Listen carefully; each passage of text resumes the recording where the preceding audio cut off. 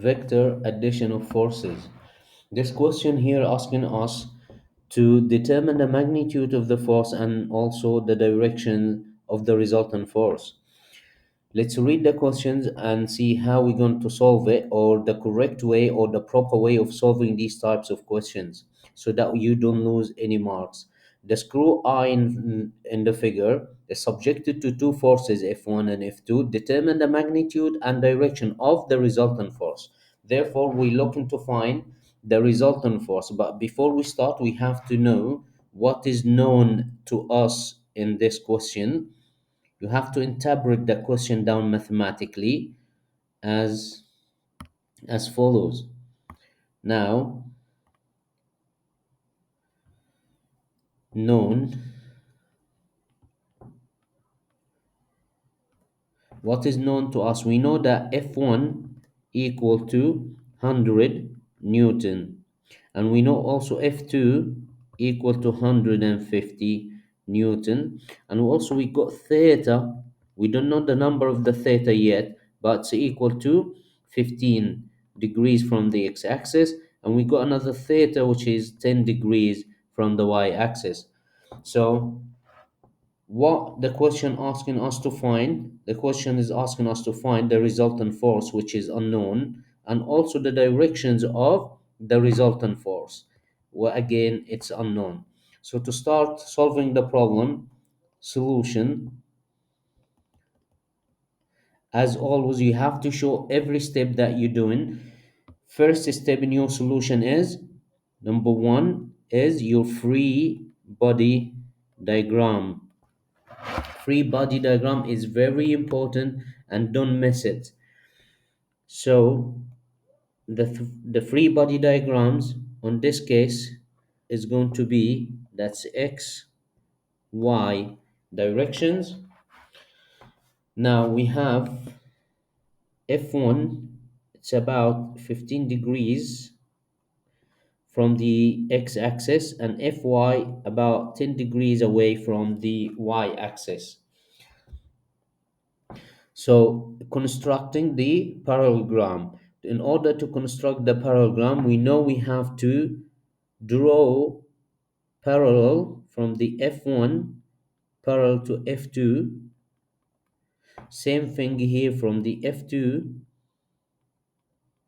parallel there until they both meet at a point. Then we connect both. We connect it. Let's call this point here it's A, and we know this one here it's F1, and this one here it's F2. Let's call the one that is parallel to it, it's F1 dash, and this one here it's F2 dash. Connect from A to B, and that is your resultant force. Let's call it FR. That's your resultant force. Now I like to do it this way. I always do it in that way so that I don't get confused or do something wrong. I will name all my theta: theta 1, theta 2, theta 3, theta 4, theta 5, theta 6, theta 7, and theta 8. Now I know my theta 1, this one here, theta 1 is 15 degrees, and theta 8 it's 10 degrees from the y-axis. So starting solving the problems, I have to show these steps. F1 equal to F1 dash equal to 100 newtons. F2 equal to F2 dash equal to 150 newton. But also I know theta 1 plus theta 2, theta 1 plus theta 2 plus theta 7 and 8. So theta 1 plus theta 2 plus theta 7 plus theta 8 equal to 90 degrees. And I know theta 1 and theta 8. Theta 1 is 15 degrees plus theta 2 plus theta 7 plus theta 8 is known, it's a 10 degrees.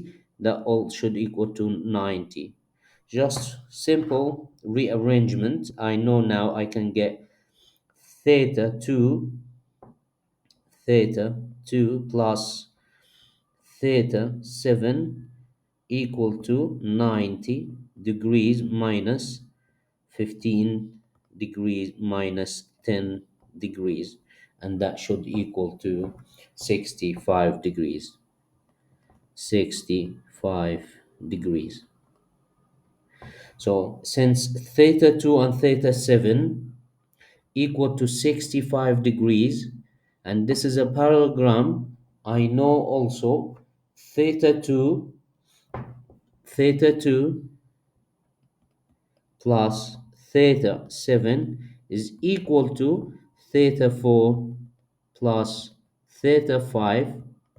They both are equal to 65 degrees. That means we can from here we can say, since this theta 2 and theta 7 here 65, theta 4 and theta 5 is 65. We know from the parallelogram rule that we can add all the interior angle to add to 360 degrees. That means theta 2 plus theta 7 plus theta 4 plus theta 5 plus theta 3 plus theta 6, all of them should equal to 360 degrees. Theta 2 and 7 is 65 degrees. Theta 4 and 5 are 65 degrees. We left with theta 3 and 6. Then that means theta 3 plus theta 6 equal to 360 degrees minus 65 degrees minus 65 degrees. That all should equal to 230 degrees. 230 degrees. Since it's only two angle, I can easily say theta 3 equal, or theta 3 and theta 6, I can divide it by 2. Theta 3 equal to 230 divided by 2 angles in there. That should be 115 degrees. Same same for the theta 6 equal to 230 degrees divided by 2 equal to 115 degrees.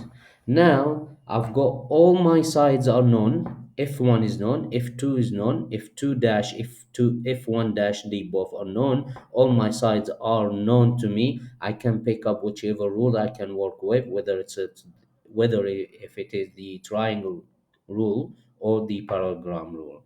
In this case, we are going to continue. Here we can use even the cosine rules to find the FR.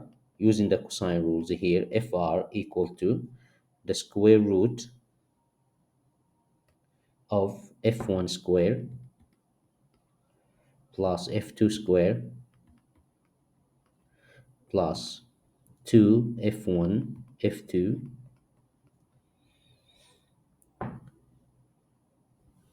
cos FR.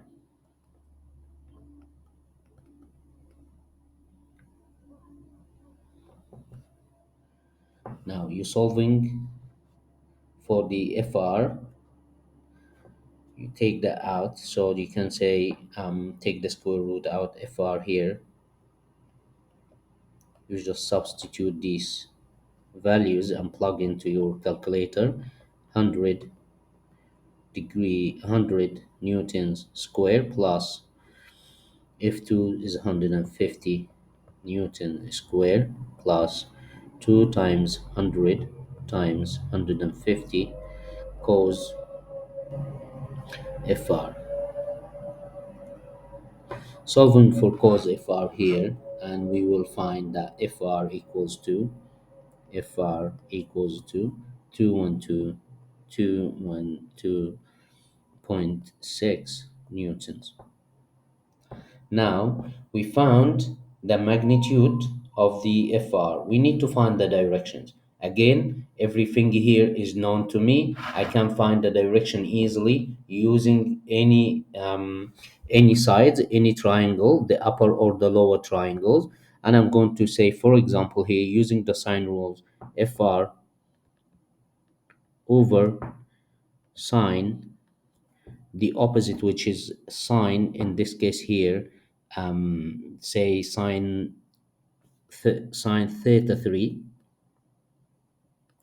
should equal to f2 dash f2 dash over sine theta 2.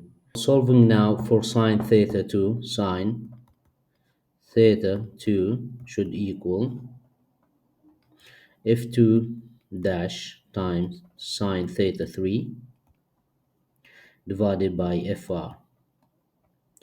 All of these are known to me. Just plug in these numbers and solve for theta 2 should equal to the inverse of sine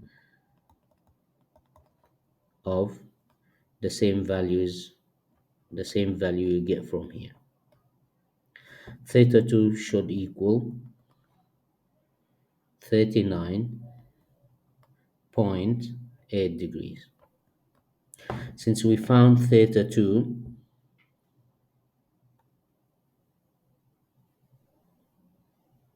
since we have found already theta 2, now the directions of the resultant force, the full directions phi, should equal to theta 1 plus theta 2. In this case, phi equal theta 1 is given 15 degrees, and we found theta 2 to be 39.8 degrees. They all should equal to 54.8 degrees.